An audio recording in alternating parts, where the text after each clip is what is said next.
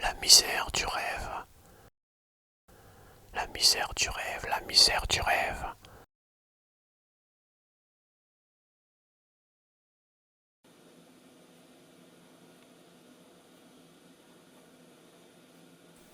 Tu écris, tu sais faire le sauvage.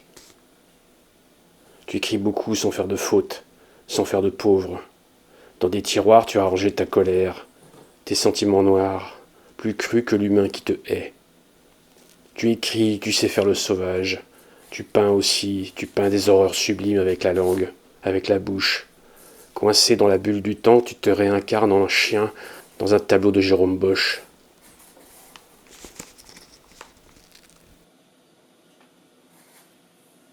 Tu écris, tu sais faire le sauvage.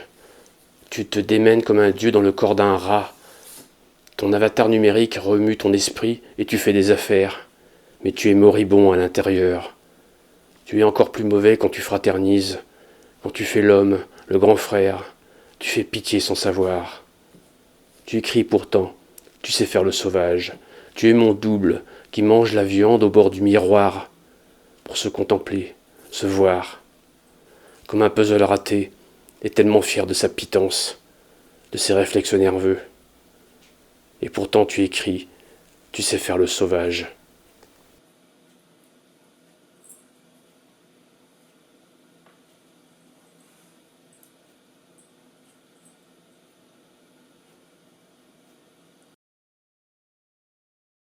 Je rentre chez moi, je rentre chez moi, je rentre chez moi.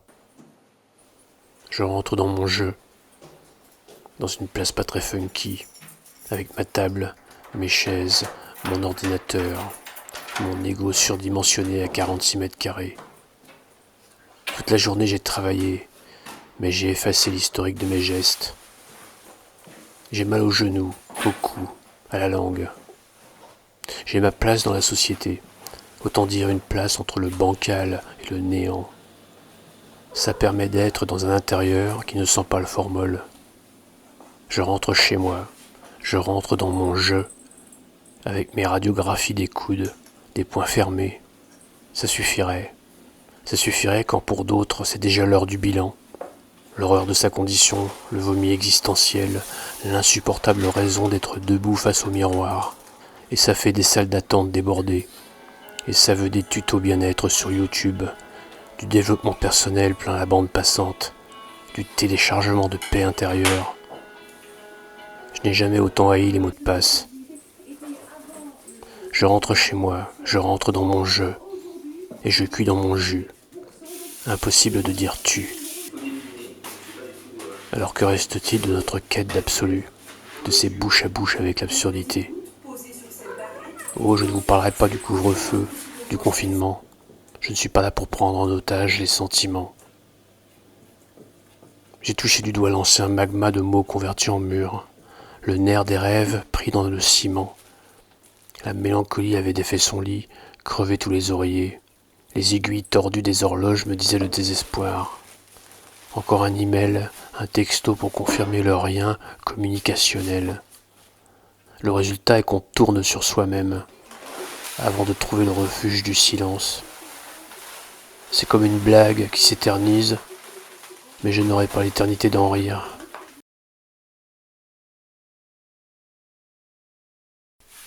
Petite haine comme un défouloir, avant-propos d'une méthode à disséquer.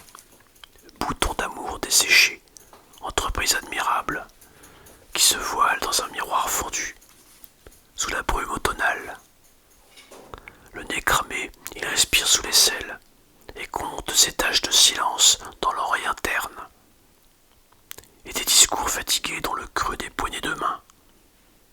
Dans la bouche, une amande un peu moins douce.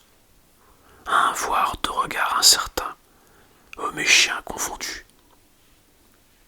Un pied pelé, le reflet des flaques et des polaroïdes de nuages gris.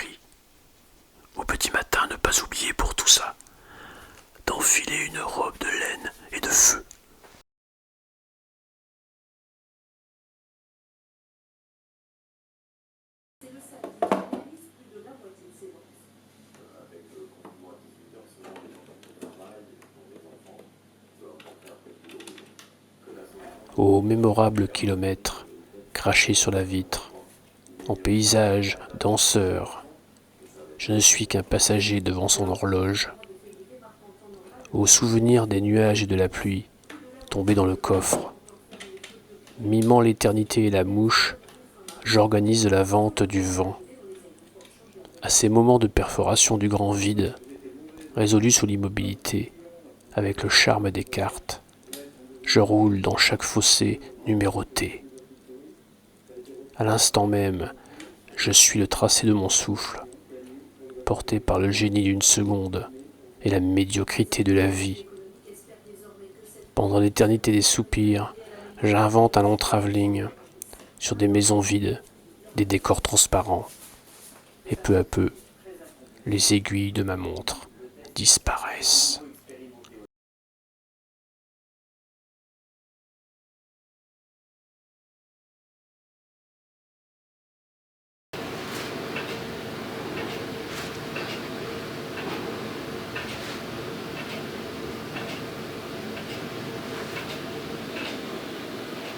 Avaler les mots dans la gorge, c'est ne plus jamais savoir le son, les os des consonnes, le miel des voyelles, l'eau fraîche du torrent des phrases, la danse des dialogues. Ça commence à reculons, par une vague rouge, là, derrière le cœur, une vague qui finit par t'emporter avec ses voix jamais montrées. Une ronde folle dans un puits de chair, voilà ce que c'est. Il y a des cadavres, des bruits de guerre, un peu de musique, il y a des manèges et des gens qui rentrent à l'usine. Il y a une gorge noire à ta fenêtre, avec vue sur la Loire ancienne et ses bleus de tendresse. La gorge étale sa peau dans l'amitié des hommes et le cou des femmes, fraternelle. Dans cette gorge vont les cris unanimes, les frottis de la colère et des collections de blessures jamais montrées. La gorge fait remonter le point de comparaison, un sentiment de cruauté dans un baiser. La gorge, refuge des mots, des lettres, la gorge où le souffle vient pourrir. Pourrir.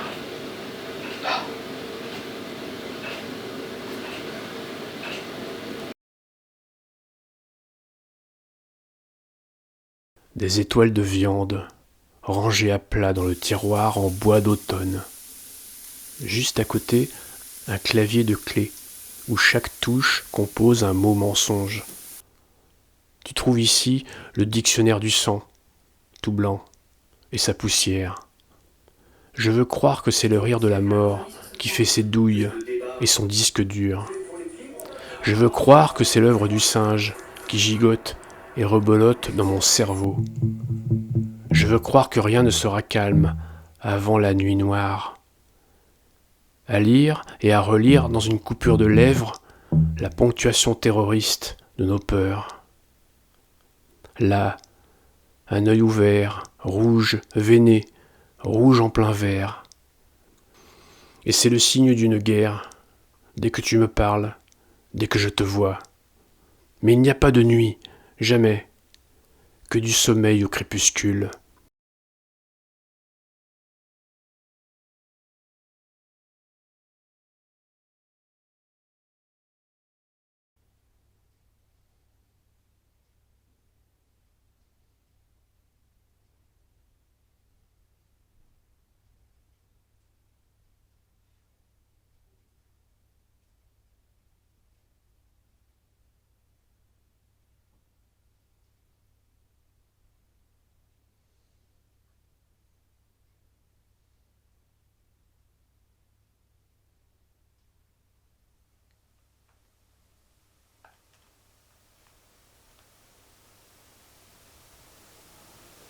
J'ai passé la nuit à disséquer un soleil froid dans l'antichambre froide où on donnait naguère un buffet froid, des crudités, des cœurs séchés, de la viande froide, tout ce qui d'habitude me laisse froid.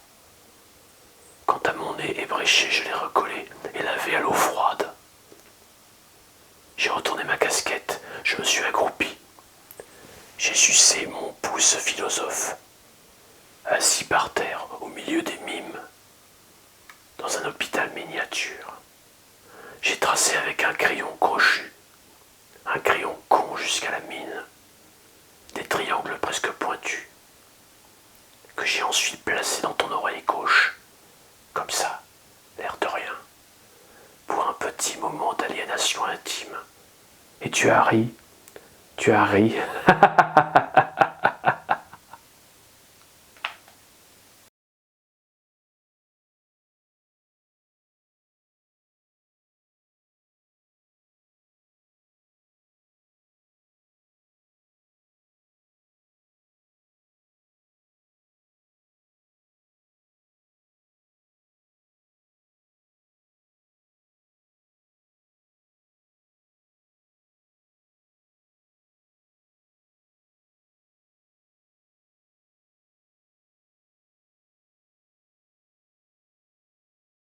Solitude boiteuse, merveilleuse et diaphane, dans laquelle je me sens transparent. Au bord d'une route, je fais du stop à la patience. Est-ce un mal nécessaire, ne pas se faire désirer? Solitude boiteuse, j'ai du mal à marcher. Je tourne en rond, je fais les 100 pas dans 2 couloirs à la fois. Un grand dadéricane dans mon estomac, c'est l'affamé permanent. Celui qui se gave de mie de pain moisi, seul moyen de combler l'attente de l'aube. Solitude boiteuse, petite cousine de la misère, des pieds gelés, des lits en carton. Et ce qui habite ma tête, là-bas, dehors, dans la ruelle. Solitude boiteuse, haineuse, je te déteste et je t'aime en même temps. Tu me déchires et tu me caresses, et tu remplis des coffres et des coffres de lettres d'amour à moitié brûlées. Solitude boiteuse, orgueilleuse, je t'embrasse dans le cou, tu fais piller mes genoux. Avec toi je compile toutes les lettres de l'alphabet à l'intérieur de mes poches. Solitude boiteuse, maintenant j'ai le hoquet, et je boite comme toi. Et je continue obstinément à danser avec toutes les ombres de ma vie.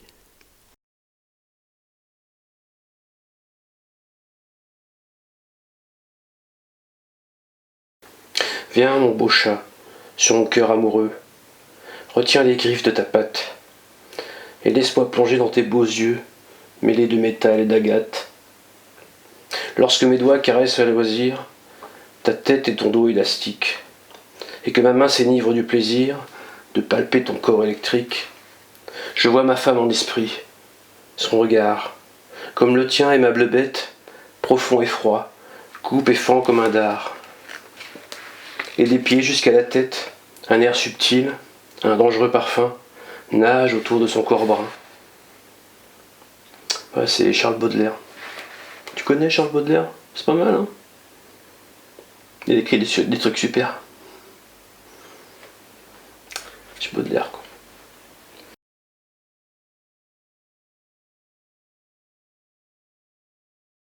Rien de personnel. Rien de personnel.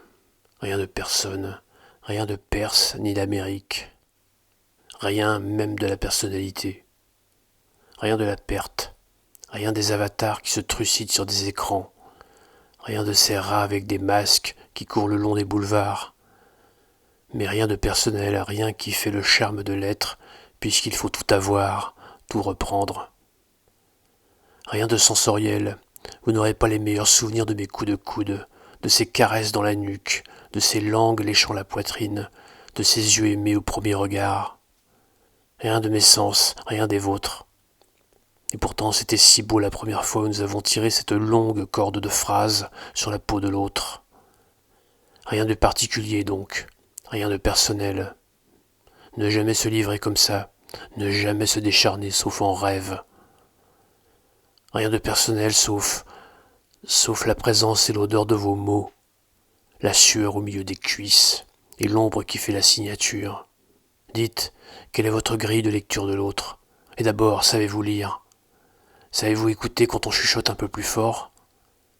Je me souviens de mon premier sentiment de mélancolie. J'étais encore enfant. Et déjà je passais mon temps à regarder les autres, comme un film au ralenti, un film sans fin. Mais même ça, ce n'est rien. Rien de personnel puisque c'est pareil pour tout le monde. Rien de personnel, sinon un sourire de convenance, une lumière découpée au regard, et rien d'autre que l'enfance qui revient comme un putain de boomerang.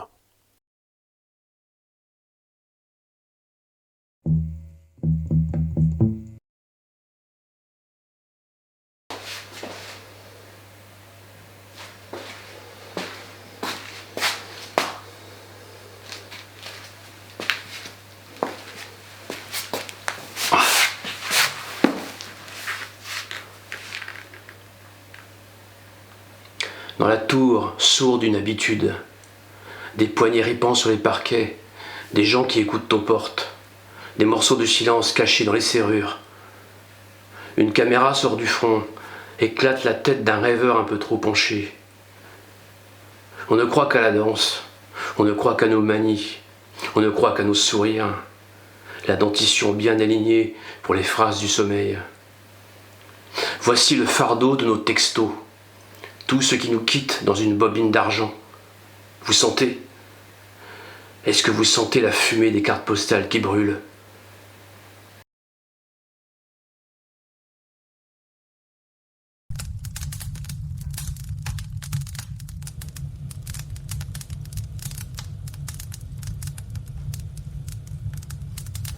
J'aime comme je crame, à l'intérieur de moi, le cœur sur un tas de barreaux de chaises.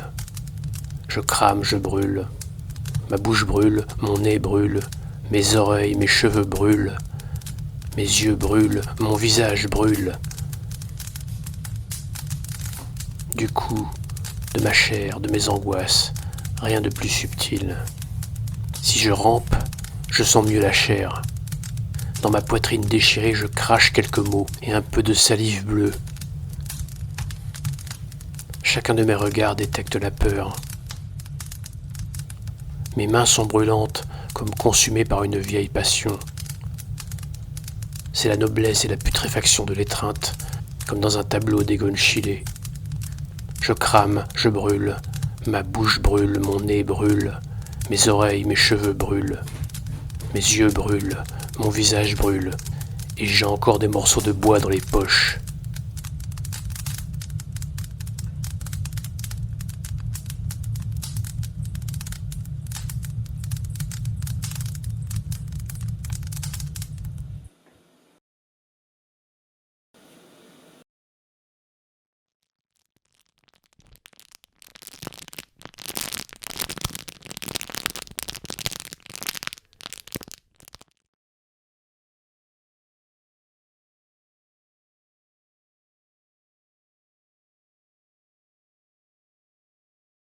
Tourner un film, enregistré sur bande, capturé sur disque dur.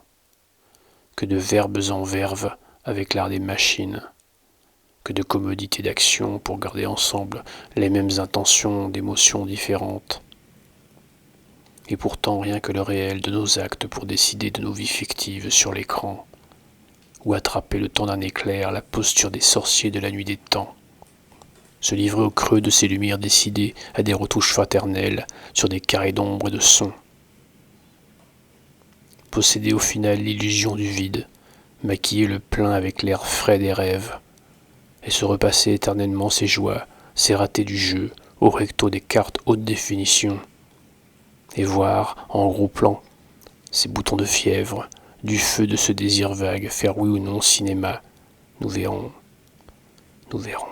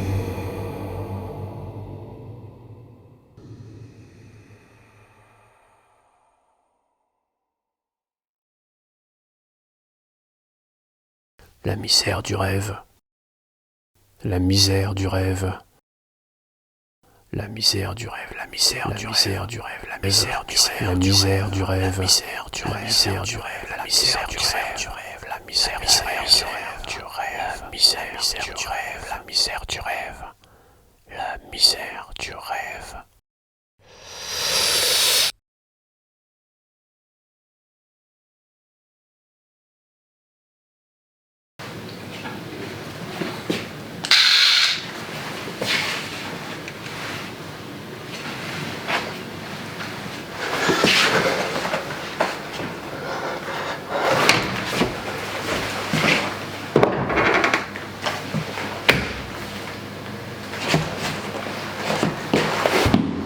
Hey, what are you doing here? Ah, excusez-moi, je suis en train de politiser là. Alors j'ai droit à un peu d'intimité.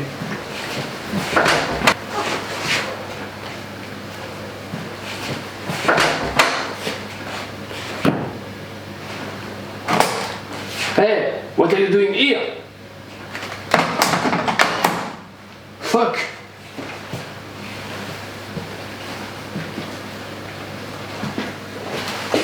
Hey, what are you doing here? Vous croyez où là, dans Psychose ou quoi? C'est quoi ce truc là? C'est quoi ce délire?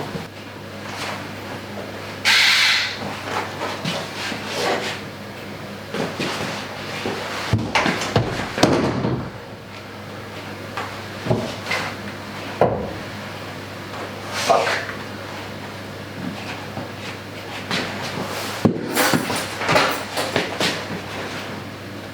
Hey, what are you doing here?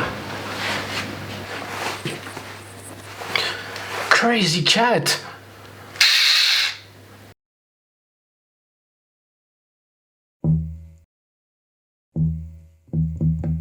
Des mots. Des mots. Des mots qui s'écrivent dans le creux, hors des murs de l'appartement. De petits résidus dans l'air, autrement, quand l'œil croise l'ombre d'une main fatiguée. Retenant l'écart qui se respire, l'encre de notre temps maquille nos bouches, et les pointes des stylos crèvent contre le cœur des gens. Il s'agit d'une époque où s'époumonnent ceux qui miment et ceux qui tuent mieux que moi, des listes d'innocents imprononçables. Une pensée pour nos technologies, qui désarment les champs lexicaux de la précarité et de l'ennui, par des plans de doigts tendus au ciel. Une pierre lithographe ricane devant un cimetière de claviers. Et voilà qu'il pleut sur des touches en cuir que jamais personne ne voit. La langue adolescente est la meilleure complice, parce que rebelle et fière d'être dans l'être qui vient. Celui ou celle qui écrit, qui ne se cache plus au bord, mais illumine dans la marge.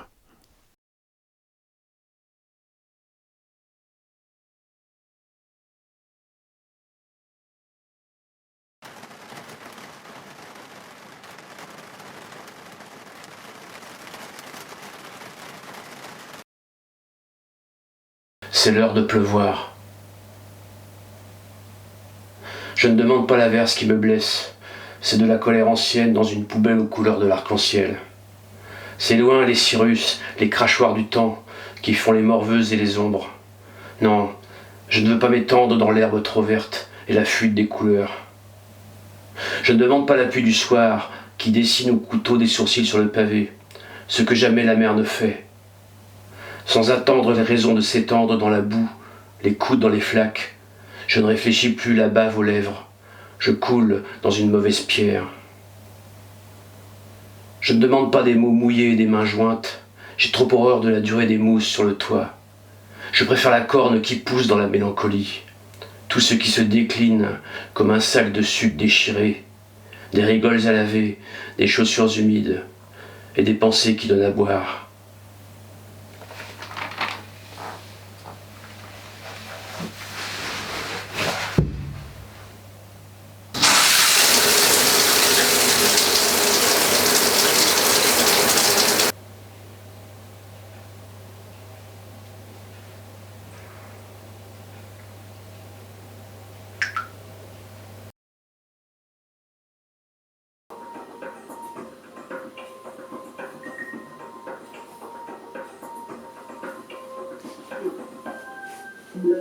Là-bas, le mot devient argenté. Je rappelle qu'à chaque fois qu'on joue avec un mot mais qu'on n'a pas trouvé, il est argenté pour nous indiquer qu'on connaît sa définition. Quelle lettre suit immédiatement sa voisine d'alphabet à 2 reprises dans une intonation? À 2 reprises, Mathieu. Le O. C'est pas le O, Elisabeth. Le N. Eh oui, c'est l'inverse, Mathieu, dommage. Vous aviez identifié le bon truc, mais c'est plutôt le N qui suit le O à chaque fois. Mais le O, il le précédait, donc. Voici 3 N. Allez, Elisabeth. 1 ou 6. Ouais, bah de toute façon là j'arrête pas là, j'ai 5 ou 6 projets sur le feu là, c'est la folie. Là. Ouais. Et j'en vois pas le bout là. Bah je suis en télépoème. En télépoème, c'est-à-dire que les autres sont en télétravail, moi je suis en télépoème, voilà. Les poèmes passent par l'écran, c'est mon nouveau concept. Voilà. Bah faut s'y faire, faut que les gens s'y fassent, voilà, c'est tout. C'est comme ça, c'est le ressenti de chacun, la nature de chacun, voilà. Chacun avec ses arguments. Moi, mon argument, c'est ça, c'est... Oui, ça m'est arrivé de fumer de la moquette. D'ailleurs, la dernière fois, j'ai fumé une espèce de moquette, c'était de la moquette thaïlandaise, c'était pas mal. Mais j'ai pas plané très haut, quand même. Non, mais je déconne. Non, c'était pas de la thaïlandaise, c'était de la chinoise. Bon.